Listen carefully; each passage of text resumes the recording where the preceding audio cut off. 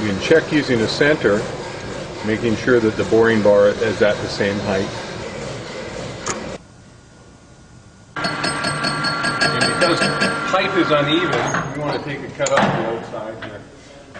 And this is one of the disadvantages of having a piece being held out so far, is because the jaws will only grab so much that it's sort of an unsafe setup. So forgive me for this, but what I'm doing is preparing it for a steady rest. And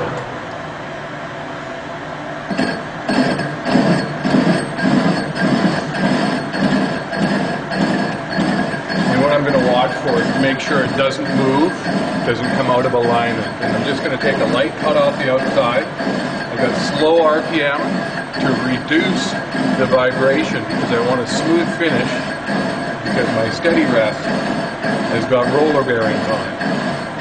And if it's not a smooth finish, it's going to screw it up. You can see it's a bit of an intermittent cut. I'm probably going to take 2 cuts before it finishes.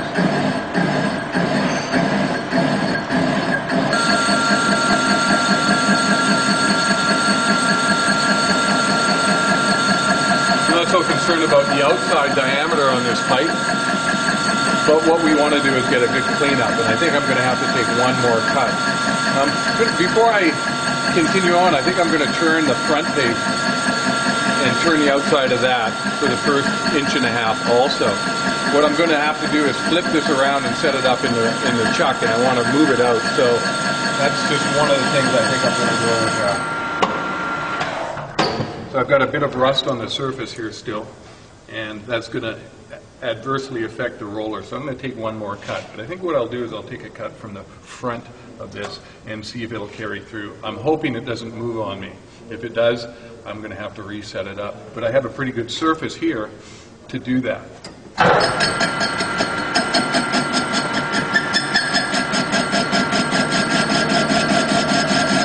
What I'm hoping to do is to set this up so I can face it, and this will allow me to do that as a safe operation, or a safer operation. We run a big risk anytime we have the piece extended out. The rule always is to hold it out as little as possible. But I cannot stuff this into the chuck because the size of the machine doesn't allow me that. It doesn't have a spindle hole big enough to accept the full diameter of the pipe. So this is a compromise. But this is one way of approaching it in a way that is safer. Now I'm going to take one final cut just to remove the last bit of rust off here. And Keaton has brought me some oil here. I'm just going to put a couple drops on here, and it should improve the surface finish. You can hear a difference. I've got a combination of real light cut, but the lubrication is improving the surface finish, which is good because we're running bearings on here afterwards. So we'll let this cut run all the way up, and then I'll set up the steady rest.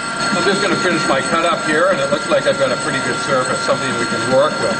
So I'll stop my cut, pull my tool back, I'm going to bring my machine back to a halt. I've still got a little bit of rust here, but we're just going to ignore that. I'll make sure there's no particles on here. Now, Keaton's going to bring the steady rest over, but before that happens, I want to clean my area. This is our newest machine, and I want to make sure that when I put the steady rest on the bed, that there's no metal fragments under there.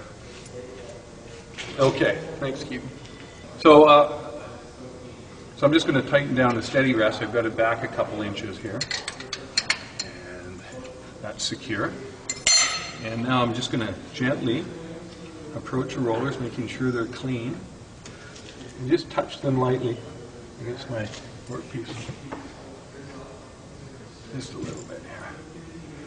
Once I've got that set up and locked into place. Now we have full support, and that allows us to be able to do most machining operations without worry of it moving on us. Now what we're trying to do here is we're going to take a cut out of the inside. We want to remove the seam. This is going to slip over another piece of pipe. So we've got our boring bar set up here at the proper height. And first of all, what we have to do, because this was cut in the saw, we want to take a cut and face it chamfer we're chamfer the outside, and we're also going to then bore it out. And the final process will be chamfering that inside edge. So flip and rotate my tool post over here. We could probably face with this. So I've got my RPM still the same, and I'm going to face it. It's an intermittent cut because of the saw. So we're going to take light cuts at the beginning. And I've got an insert tool here that I'm going to use for this, and we'll switch over to the boring bar later.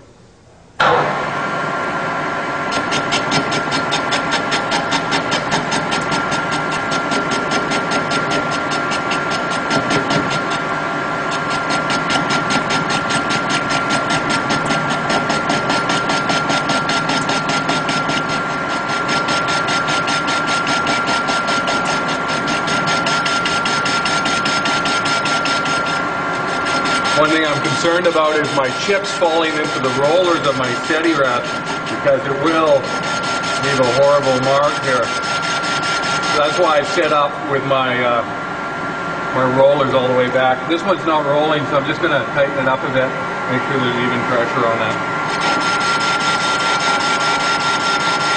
And I'm almost done here.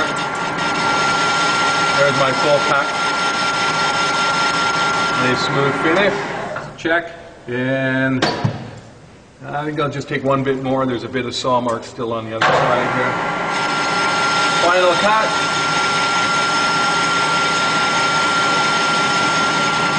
Good. Now, before I switch here, I'm going to rotate my tool post, move my next tool into location, which will allow me to cut. This will allow me to cut the chamfer on the outside edge here, because I don't want any sharp edges. Turn the nose of the tool at a 45, and I'm just going to touch it in here. Good.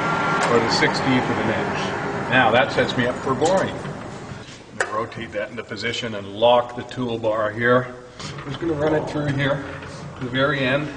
Make sure I've got enough clearance so that it comes to the very end. And I see I've got interference with my tool post, so I'm going to pull out my tool bit here. Always got to make sure there's not any interference as you have your feed running. And I'm looking through the side here on the end and visualizing it. I can see the tip of my tool post. And grab a felt pen, put a little mark there. Also going to be listening, and I'm also going to be able to determine by the sound of it. Now I'm ready to do my first cut on this. So you can see I've got a bit of vibration. To reduce vibration, lower the speed or increase the feed. I'm going to start by lowering the feed rate. Concerns we have with the boring bar, even though this is a big heavy-duty boring bar, is that we may encounter vibration. So I may have to adjust my speeds and feeds depending on what I encounter. The thinner the wall, the more likely it is to vibrate. And pipe is generally really a gummy material. It doesn't like to cut as much as mild steel. So we may encounter problems with this. The first cut I'm going to take will be to remove the seam, just the high spot. And we'll start that.